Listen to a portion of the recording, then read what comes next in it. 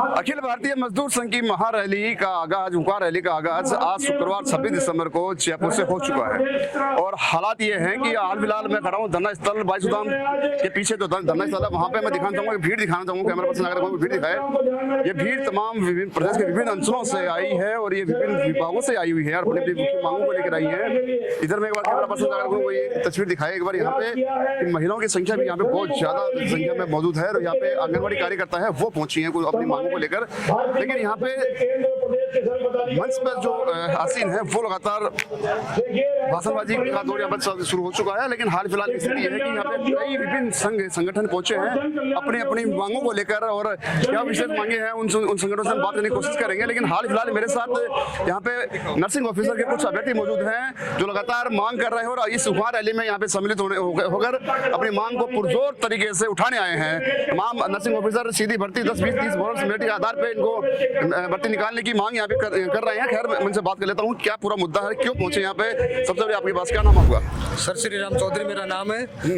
Nursing में 10 साल से काम कर रहे हैं परंतु सरकार हमारी मांगों को पूरा नहीं कर रही है और हमारी मांग है सीधी भर्ती नर्सिंग 2020 कम से कम 15,000 पदों पे भर्ती आनी चाहिए और 10, 20, 30 बोनस अंक देते हुए हमें नियमित किया जाए।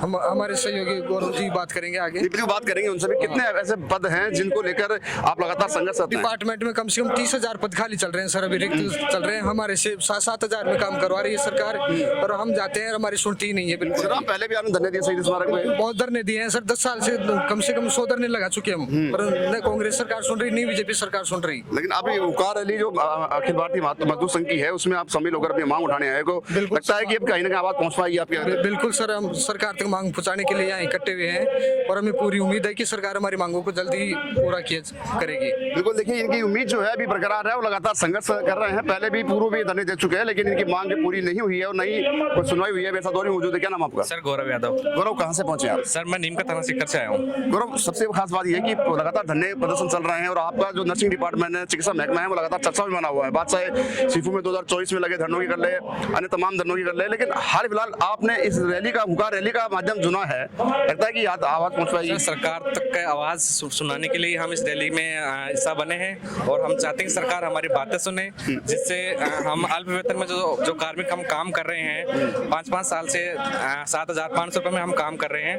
हमें सरकार से सिर्फ यही मांग है कि हमें सालाना 10 अंक, 20 अंक, 30 अंक देते हुए 12 से 15,000 पदों की नियमित पदों की भर्ती निकाली जाए, जिससे हम परमानेंट हो सके और जिससे हम हमारा घर और हम परिवार चला सकें। ये 10, 20, 30 मेरिट का क्या सिस्टम? सर ये 2013 में भी 10, 20, 30 बोनस की भर्ती के अनुसार निकली थी।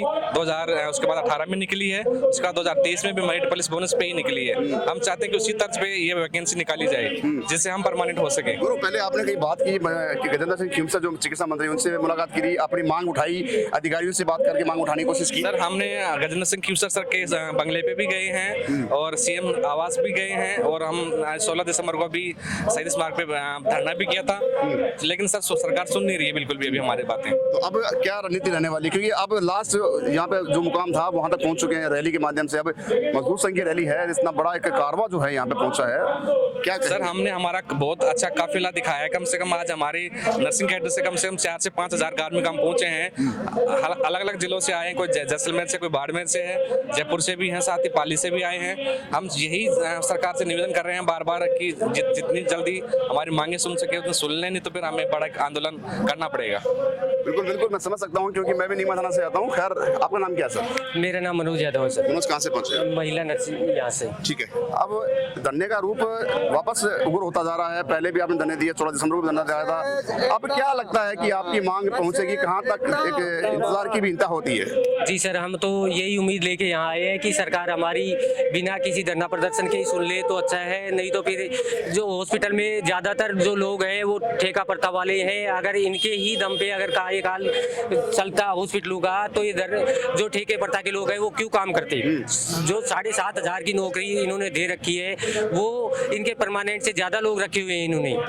उसके बावजूद ये आज ये बोलते हैं कि हम है ना जो आने वाली वैकेंसी है उसको परमानेंट करेंगे और उसको लिखित पेपर पे करेंगे। वो अच्छी बात है करे, लेकिन जो पीछे के हमने जो 5-5, 10-10 साल काम किया है उनका क्या होगा फिर? अगर यही करना था तो पहले करते ही।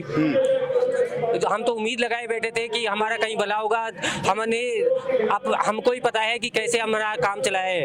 एक आम आदमी 7,500 रुपए में कैसे गुजारा कर सकता है जयपुर जैसे बड़े शहर में। ये देखना चाहिए सरकार को कि इन्होंने अपना खून पसीना एक करके और शिक्षा इसमें व्यवस्था में कितना बड़ा योगदान दिया है। अगर आज ये हटाना चाहे तो हटा ले, इनको पता भी लग जाएगा।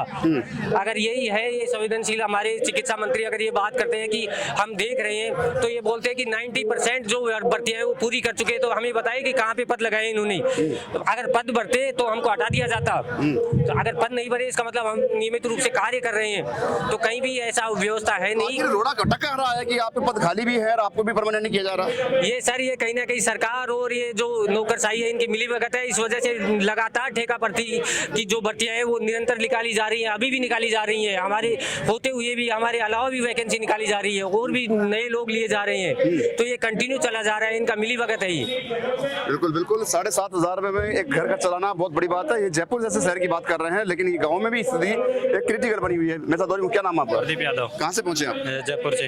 एक सवाल मेरा ये कि आपने दर्जा दिया मंत्री गजेंद्र खीमसर को राजागर, आपके राजा की प्रजा सड़कों पे दौड़ रही है। हाँ तो सर देख लो आपके सामने, हम बिल्कुल। आप बताइए, हमने नहीं दिया दर्जा, आपने दिया दर्जा राजा। नहीं, हम तो सर से अभी भी रिक्वेस्ट ही कर रहे हैं, गजेंद्र सिंह जी चिकित्सा मंत्री जी हमारी हाथ जोड़ के, मुख्यमंत्री जी से भी हाथ जोड़ के यही विनती है कि एक भर्ती 10, 20, 30 अंक प्लस मेरिट होने से करवा दे हमारी हाथ जोड़। उसके बाद में आगे ठेका प्रथा भी बंद कर दो, उसके बाद में चाहे यहाँ पे एग्जाम से भर्ती कराओ, कोई दिक्कत नहीं, पर एक भर्ती हमारी हाथ जोड़ के विनती है कि एक भर्ती 15,000 की हमारी जो नर्सिंग की है वो करा दे। उसके बाद चाहे यहाँ पर एग्जाम कराओ, हमें कोई दिक्कत नहीं। जो हम 5-5, 10 सालों से काम कर रहे हैं, कोविड में काम किया हमारे साथियों ने, हमने तो उसका हमें क्या फायदा मिला? तो हमें तो बिल्कुल आज की तारीख में बिल्कुल नुकसान है, कोई फायदा नहीं हुआ इतने सालों से। सर हाथ में झंडा पहन रखी है आपने? नाम शंकर शर्मा है और मैं सरकार से एक अनुरोध करूंगा कि पिछले 3 से 5 साल से हम काम कर रहे हैं। जो पिछले कई सालों से 15 सालों से मेरिट प्लस बोनस अंक से वैकेंसी के थ्रू कहीं ना कहीं सुविधा कर्मियों को या प्लेसमेंट एजेंसी के लोगों को परमानेंट का आपने जरिया दिया है। हम 7,500 में काम कर रहे हैं, जो हमारे लिए बहुत ही कठिनदायक, बहुत ही कष्टदायक टाइम था, जो हमने बड़ी मुश्किल से निकाल रहे हैं। और हम राजस्थान सरकार से यही निवेदन करते हैं कि जल्दी से जल्दी वैकेंसी लाओ, विभक्ति दो सर आप। ठीक है सर, क्या नाम आपका? अशोक यादव। अशोक, वापस धरने का रूप ले रहे हैं और आगे रणनीति बना रहे हैं, अब रैली में शामिल हुए हैं, और आगे की रणनीति क्या रहने वाली है? क्योंकि आप लगातार संघर्ष कर रहे हैं, मैं लगातार कवरेज करता हूँ आपको। यही है कि भाई ये सरकार यदि नहीं सोचती है तो फिर बाद में उग्र भी आंदोलन होंगे। ये चीज़ सरकार को सोचना चाहिए। भाई 7,000 में कैसे बच्चों का पेट पलेगा? हमारा परिवार भी है, हम भी हैं, उसमें आगे फिर हमारा क्या भविष्य होगा? सरकार एग्जाम बेसिस करवाना चाहती है, तो उसके बारे में सरकार को एक बार थोड़ा बहुत सोचना चाहिए कि भाई कि जो गरीबी रेखा से नीचे है उससे भी कम मानदेय में हमें काम करना पड़ रहा है।